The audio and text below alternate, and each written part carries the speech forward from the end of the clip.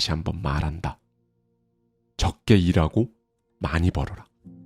그리고 기억하라. 당신은 적게 일하고 많이 벌 수 있다. 여러분은 성공합니다. 여러분이 그걸 원했기 때문이죠. 안녕하세요. 화이트 에저택입니다. 네, 여러분. 흔히 요즘 젊은 세대를 두고요.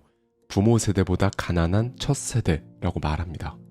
풍요의 시대에 태어났지만 저성장 시대에 살고 있는 이 역설적인 상황은요.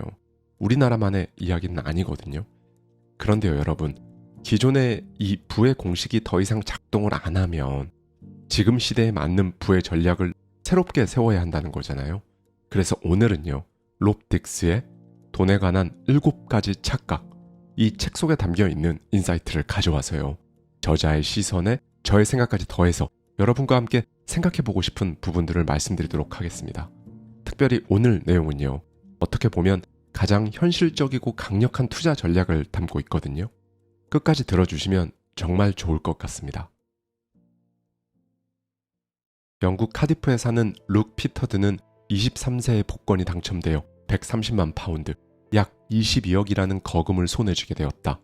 그는 맥도날드에서 하던 일을 곧바로 그만두었다. 평생 일하지 않고도 충분히 살 수 있을 거라 믿었기 때문이다. 하지만 몇 달 동안 호화로운 생활을 즐기던 루크에게 예상치 못한 감정이 찾아왔다. 바로 깊은 지루함과 공허함이었다. 결국 그는 놀라운 결정을 내렸다. 다시 예전 직장으로 돌아간 것이다. 유일하게 달라진 점은 출퇴근할 때 버스 대신 택시를 탄다는 것뿐이었다. 복권 당첨자를 대상으로 한 여러 연구에 따르면 당첨자의 약 3분의 1은 창업을 선택했고 또 다른 3분의 1은 기존 직장으로 돌아갔다고 한다. 그 이유는 돈이 부족해서가 아니다.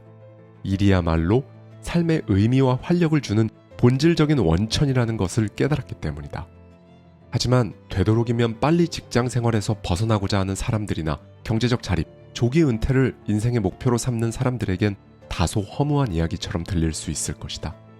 그러나 오해하지 않기를 바란다. 원하지 않는 일을 그만두고 가능한 빨리 경제적으로 자립하고자 하는 것은 분명히 훌륭한 삶의 목표다. 허나 여기에는 치명적인 맹점이 있다. 이를 단순히 벗어나야 할 감옥으로만 생각한다면 은퇴 후 기다리는 것은 자유가 아니라 공허함이다. 학문적 연구도 이걸 증명한다. 뉴욕 주립대 빙엄턴 연구진이 농촌 지역의 데이터를 분석해 봤더니 연금제도 도입 후 은퇴한 사람들의 인지 기능 저하율이 급격히 높아졌으며 삶의 만족도 또한 현저히 떨어졌다는 사실을 발견했다. 결국 연금이 주는 경제적 안정보다 은퇴가 초래하는 사회적 단절, 목표의식의 상실이 정신건강에 더 심각한 해를 끼친다는 것이다. 더 중요한 사실이 있다. 소득은 저축, 투자와 함께 재정의 3가지 핵심 요소 중 가장 강력한 동력이다. 그런데 조기 은퇴를 선택한다는 것은 이 강력한 도구를 활용할 시간을 스스로 제한하겠다는 의미다. 역설적으로 빨리 은퇴하겠다는 목표는 장기적으로 더 큰 부를 축적할 기회를 포기하는 행위인 셈이다. 진짜 부자가 되는 방법은 최대한 빨리 직장을 떠나는 것도 복권에 당첨되는 것도 아니다. 돈을 버는 일을 포기하지 않으면서도 삶의 전부를 빼앗기지 않고 소득을 창출할 방법을 찾는 것이다. 진정한 부자는 일을 완전히 멈춘 사람이 아니다. 나이가 들어서도 스스로 의미 있다고 생각하는 일을 하면서 동시에 지속적으로 가치를 창출하고 수익을 올릴 수 있는 그런 삶을 선택한 사람이다. 여가와 자유, 개인적 만족과 정신적 보상은 그런 균형 잡힌 삶 속에서 자연스럽게 따라온다. 결국 돈에 관한 가장 오래된 믿음을 부셔야만 한다. 시간은 돈. 이 등식은 당신을 평생 고용의 틀에 묶어두는 가장 위험한 착각이다. 회원수만 무려 27만 9천 명에 달하는 이중취업이라는 이름의 커뮤니티가 있다. 이들은 SNS를 무의미하게 스크롤하며 시간을 낭비하는 대신 복수의 소득원을 찾아내고 관리하는 데 집중한다. 그들의 철학은 의외로 단순하다. 완벽할 필요 없다. 최고가 될 필요도 없다. 그냥 느긋하게 그러나 효율적으로 일하면 된다. 많은 사람들이 본능적으로 동시에 여러 가지 일을 하는 건 그다지 좋은 방법이 아니라고 여긴다. 하지만 냉정하게 따져보자. 2군데 이상의 고용주를 만족시킬 만큼 충분한 가치를 제공할 수 있다면 그것이 왜 문제인가? 문제의 근원은 시간이 곧 돈이라는 깊이 뿌리 박힌 인식에 있다. 대부분의 급여 체계는 실제 창출한 가치가 아니라 사무실에 앉아있던 시간을 기준으로 책정되기 때문이다. 그러나 이것은 얼마나 비경제적인 접근인가. 자동차가 고장났을 때를 한번 생각해보자. 정비사가 단 5분 만에 문제를 진단하고 해결했다면 당신은 시급을 계산해서 5분치 임금만 지불하겠는가? 당연히 아니다. 오히려 신속하고 정확하게 문제를 해결해줬다며 정해진 수리비를 기꺼이 지불할 것이다. 세계적인 싱어송라이터 에드 시런은 불과 30분 만에 Thinking Out Loud를 작곡했고 이 곡으로 수백만 달러를 벌어들였다. 그럼 그에게 그 누구도 노래 만드는데 너무 짧은 시간을 썼다고 말하지 않는다. 음악의 가치는 그 음악을 만드는 시간과 상관없을 뿐 아니라 수백만 사람들의 마음을 울리고 거대한 가치를 창출했기 때문에 돈이 되는 것이다. 그렇다. 당신의 소득은 당신이 쏟은 시간이 아니라 당신이 제공한 가치와 그것을 받아들이는 사람들의 수에 달려있다. 나는 이것을 영향력 방정식이라 부른다. 소득은 제공한 가치 곱하기 그 가치를 제공받은 사람 수. 따라서 더 많은 사람에게 더 큰 가치를 제공할 수 있다면 당신의 소득은 기하급수적으로 증가할 수 있다. 일반적인 직장 생활을 하는 사람이 억만장자 반열에 오르는 경우는 거의 없다. 하지만 고용의 제약에서 벗어나는 순간 이야기는 완전히 달라진다. 미스 레이첼이라는 이름으로 활동하는 유치원 교사가 있다. 그녀는 언어 발달이 늦은 자신의 아들을 위해 유튜브에 교육 콘텐츠를 제작해 올리기 시작했고 지금은 구독자 700만 명을 보유하며 연간 최대 1,500만 달러를 벌고 있다. 일반적인 교사로 남았다면 평생 벌기 어려운 금액을 이제는 매년 창출하고 있는 것이다. 레이첼은 시간과 돈의 연결고리를 끊고 영향력 방정식을 자신에게 유리하게 전환했다. 이제 레이첼은 죽어라 일할 필요가 없다. 주말을 포기하지 않아도 되고 심지어 이번 주에 새로운 콘텐츠를 만들지 않아도 기존 콘텐츠를 통해 지속적으로 수익이 발생한다. 조기 은퇴를 조급하게 꿈꿀 이유도 전혀 없다. 결국 진정한 경제적 자유는 단순히 일을 그만두는 데 있지 않다. 오히려 그 반대다. 의미 있고 가치 있는 일을 통해 스스로 즐기면서도 지속 가능한 수익 구조를 만드는 것이 바로 진짜 자유다. 중요한 것은 당신만의 독특한 가치가 무엇인지 발견하는 것. 그 가치는 다른 누구도 대신할 수 없는 당신만의 무기다. 그 무기를 더 많은 사람들에게 전할 방법을 찾는 순간 돈은 단순한 보상이 아니라 영향력의 부산물이 된다. 시작은 의외로 간단하다. 지금 당신이 하고 있는 일 가운데 다른 사람들이 가장 도움받고 싶어하는 것이 무엇인지 곰곰이 떠올려 보는 것이다.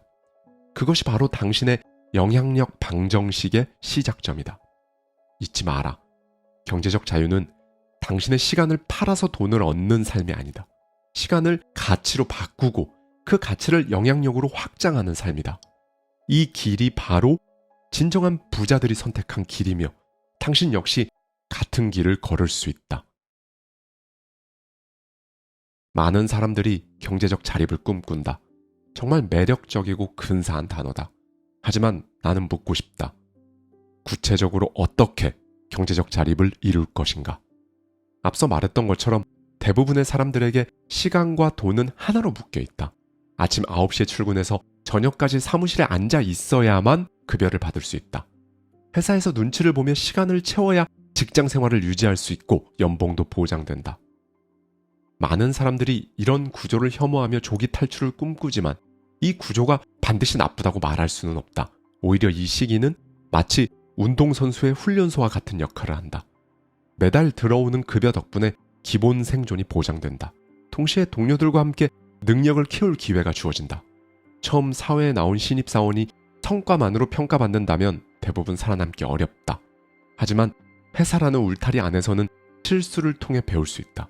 실패의 비용을 회사가 어느 정도 부담해주고 있기 때문이다. 대부분의 사람들은 이 단계의 진짜 가치를 깨닫지 못한다. 매일 출근하면서 감사한 마음을 품는 사람은 드물다. 대신 이런 불평과 불만을 쏟아낸다. 나는 제대로 인정받지 못하는 것 같은데 사내의 정치 진짜 지긋지긋하다. 팀장이 내 발목을 잡고 있잖아. 이렇게 단순 반복 업무만 해서는 성장할 수가 없지. 물론 이런 문제들이 실제로 존재할 수 있다. 하지만 부정적인 관점에만 매몰되면 정작 중요한 기회들을 놓치게 된다. 따라서 당신이 해야 할 일은 명확하다. 먼저 틀을 바꿔야 한다. 대부분의 사람들은 자신이 타인의 결정에 좌우된다고 믿는다. 회사가 연봉을 올려주지 않으면 답이 없고 의미 없는 프로젝트를 맡아버리면 앞으로 나아갈 길이 없으며 아이디어가 무시되면 그냥 끝이라고 생각한다. 그래서 더 나은 기회를 잡는 건 그저 운이라고 여긴다. 하지만 부자가 되고 싶은 사람이라면 생각을 달리해야 한다. 당신의 경력을 스스로 통제 가능한 게임으로 재구성해야 한다. 그런데 대부분의 시간을 일에 쏟아붓고 있는데 그 결과가 만족스럽지 않다면 문제는 두 가지 중 하나다. 첫째, 당신의 가치가 충분히 발휘되지 못했거나 둘째, 당신이 잘못된 위치에 있는 것이다. 직장을 벗어나는 데 필요한 기술을 습득할 책임이 온전히 당신 자신에게만 있다면 당신은 어떻게 행동할 것인가? 학계에서는 개인이 느끼는 이런 책임감을 경력 자기 효능감이라 부른다. 자신의 경력을 스스로 관리하고 발전시킬 수 있다는 믿음을 의미한다.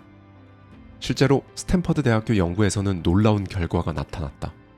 대학 졸업 시점부터 추적 조사한 결과 자기 효능감이 높은 사람은 7년 후에 자기 효능감이 낮은 사람보다 평균 32% 높은 연봉, 업무 만족도를 보였다. 다시 말해 내 삶을 내가 통제한다는 그 믿음 하나가 성공과 불을 좌우한다는 것이다. 그러나 이 마인드셋만으로는 충분하지 않다. 시간과 돈의 이 관계를 끊으려면 결국 당신이 가진 기술의 가치가 관건이다. 새로운 자격증을 취득한 IT 전문가는 평균 연봉이 12,000달러, 약 1,600만 원 이상 상승했다. 프로젝트 관리 자격증을 가진 사람은 그렇지 않은 사람보다 평균 22% 더 많은 수입을 올렸다. 더 흥미로운 건 이 격차가 경력이 쌓일수록 더 벌어진다는 점이다. 전문 기술만이 아니다. 소프트 스킬 역시 돈으로 직결된다. 하버드 대학의 연구팀에 따르면 리더십을 발휘한 아이는 성인이 되어 33% 더 많은 수입을 올렸다. 감성 지능, 즉 EQ가 높은 직원은 그렇지 않은 직원보다 연간 29,000달러, 약 3,900만 원을 더 벌어들였다. 핵심은 결국 이것이다. 조금만 더 배우면 훨씬 더 많이 벌 수 있다. 하지만 여기에 중요한 함정이 있다. 아무리 실력을 키워도 한 회사에 충성하기만 한다면 그 가치를 제대로 인정받기 어렵다는 것이다. 1,800만 건의 고용 기록을 분석한 결과는 충격적이었다. 이직한 사람들이 기존 직장에 남아있는 사람들보다 훨씬 더 큰 폭으로 급여가 상승한 것이다. 왜 이런 현상이 일어날까? 새로운 회사를 구할 때 기업은 시장 가격을 반영해 말 그대로 당신을 사야 한다. 현재 시장에서 당신과 같은 스킬을 가진 사람을 구하려면 얼마를 줘야 하는지 알아보기 때문이다. 하지만 기존 회사는 다르다.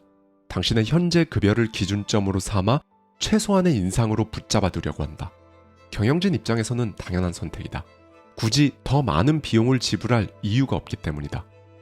정리하자면 기존 직장에서는 당신의 어제의 성과를 평가하지만 새로운 직장에서는 당신의 내일의 잠재력을 평가한다. 바로 이 차이가 연봉 격차를 만든다.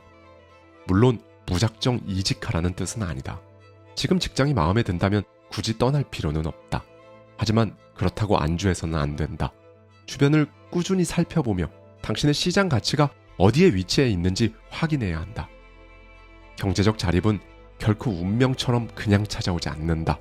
수동적인 직장인에서 능동적인 경력 설계자로 성장할 때, 끊임없이 배우고 맹목적인 충성을 버릴 때 비로소 당신의 가치는 돈으로 증명된다. 1985년 스티브 잡스가 애플을 떠나 넥스트를 창업했을 당시 그는 새 회사를 상징한 로고 하나에도 집착을 보였다. 잡스는 늘 그렇듯 최고의 결과물을 원했다. 그래서 당대 최고의 브랜딩 전문가였던 폴 랜드에게 로고 디자인을 의뢰했다. 폴 랜드는 IBM, ABC 등 상징적인 로고를 만든 전설의 디자이너였다. 그리고 무엇보다 랜드는 자신의 가치를 누구보다 정확히 알고 있었다. 그는 잡스에게 이렇게 말했다. 보수는 10만 달러입니다. 수정은 없고 컨설팅도 없어요. 단지 제가 내놓은 최종 결과물이 전부입니다. 1985년 기준으로 10만 달러는 현재 가치로 약 26만 달러, 3억 5천만 원에 해당하는 금액이었다. 더욱 놀라운 것은 수정 없음, 컨설팅 없음이라는 조건이었다. 일반적인 디자인 프로젝트라면 클라이언트와 수차례 미팅을 하고 여러 버전을 제시하고 피드백을 받아 수정하는 과정을 거친다. 하지만 랜드는 이 모든 과정을 거부한 것이다. 잡스는 이 파격적인 제안을 받아들였고 랜드는 단 2주 만에 로고를 완성했다. 흥미롭게도 완성된 넥스트 로고는 그다지 혁신적이지 않았다. 단순한 큐브 형태의 회사명을 넣은 것뿐이었다. 하지만 그것은 중요하지 않았다. 랜드가 판 것은 로고가 아니라 폴 랜드의 철학과 명성이었기 때문이다. 이것이 바로 시간과 돈의 연결고리를 끊어내는 방식이다. 비슷한 사례는 주변에서도 찾을 수 있다. 20년 동안 대형 은행에서 근무하다 독립한 한 컨설턴트 역시 마찬가지다. 그는 여전히 시간을 판다. 하지만 방식이 완전히 다르다. 그는 하루 단위 또는 프로젝트 단위로 시간을 판다. 20년간 쌓아온 전문성과 실적 그리고 업계 네트워크로 자신의 가치를 증명했기 때문에 그의 일당은 비싸다. 하지만 그의 클라이언트들은 기꺼이 그 돈을 지불한다. 그래서 그의 삶은 일반 직장인과 다르다. 일주일에 3, 4일만 일하고 나머지 시간은 여행과 개인적인 관심사로 채운다. 돈이 더 필요할 때는 잠시 일감을 늘리고 그렇지 않으면 외국에서 한 달씩 머물며 워케이션을 즐긴다. 그가 사는 방식은 은퇴라는 단어의 정의 자체를 바꿔놓는다. 은퇴를 노후에 맞이하는 이벤트가 아니라 원할 때마다 즐기는 일상적인 자유로 바꾼 것이다. 물론 언제나 좋은 점만 있는 건 아니다. 컨설턴트나 프리랜서는 일반 직장인보다 20에서 50% 이상 더 많은 보수를 받는다. 하지만 동시에 수입의 불안정성도 감수해야 한다. 이 과정이 간단하다고 말하고 싶지 않다. 실제로는 두렵고 불확실하다. 매월 들어오는 안정적인 급여를 스스로 포기하고 언제 다시 돈을 벌게 될지 모르는 상황에 뛰어드는 일이니 말이다.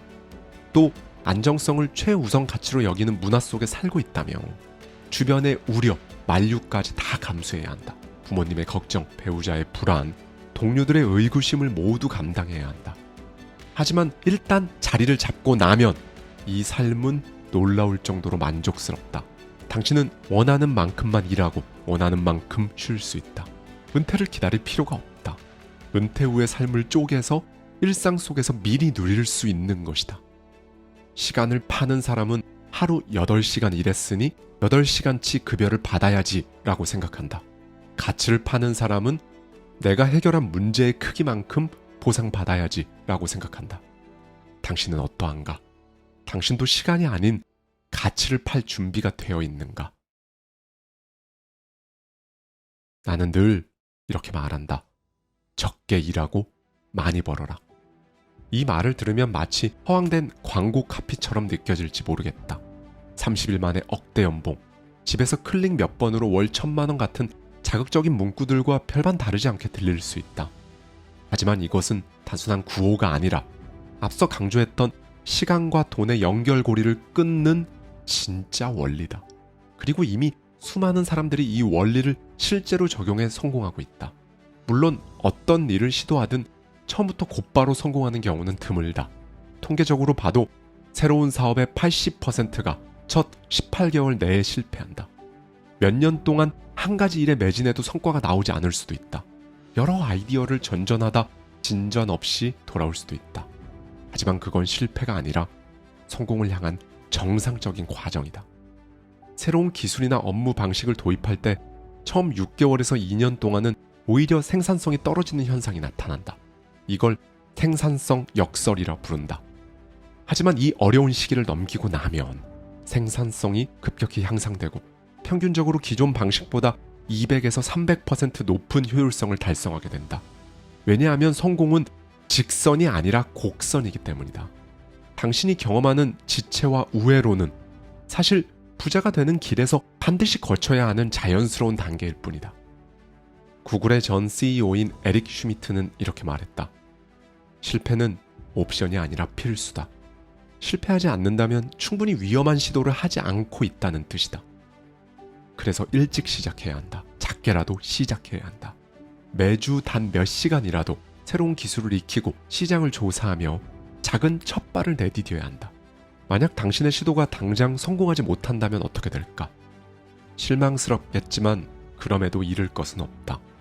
왜냐하면 그 과정에서 배운 기술과 경험은 당신의 경력에 분명한 가치를 더하기 때문이다. 무엇보다 도전한 사람들은 실패하더라도 다시 제자리로 돌아가지 못한다. 그는 이미 동료들보다 더 앞서 있고 더 많은 연봉을 받고 있고 더 많은 기회를 잡을 수밖에 없다. 그리고 만약 당신이 시간과 돈의 연결고리를 점진적으로 약화시키고 결국 완전히 끊어낸다면 은퇴 이후의 삶에 대한 불안에서도 자유로워진다. 일반적인 은퇴 계획은 이렇다. 65세까지 열심히 일해서 돈을 모은다. 은퇴 후에는 모아둔 돈으로 살아간다. 건강이 악화되기 전에 하고 싶은 일을 하며 산다. 하지만 이런 계획에는 근본적인 결함이 있다. 시간과 에너지가 가장 풍부한 젊은 시절을 오로지 돈 모으기에만 바치고 정작 그 돈을 쓸 수 있는 나이가 되면 체력과 건강은 예전 같지 않다는 점이다.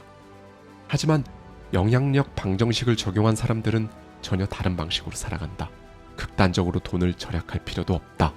저축만이 살 길이라는 강박에 매달릴 이유도 없다. 투자 실패에 전전긍긍할 필요도 없다.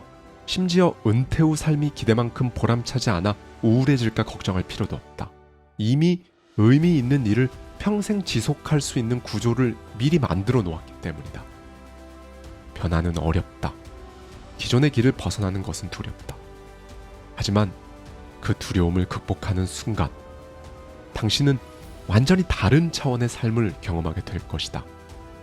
다시 한번 말한다. 적게 일하고 많이 벌어라. 그리고 기억하라. 당신은 적게 일하고 많이 벌 수 있다. 감사합니다. 지금까지 하와이 대저택이었습니다.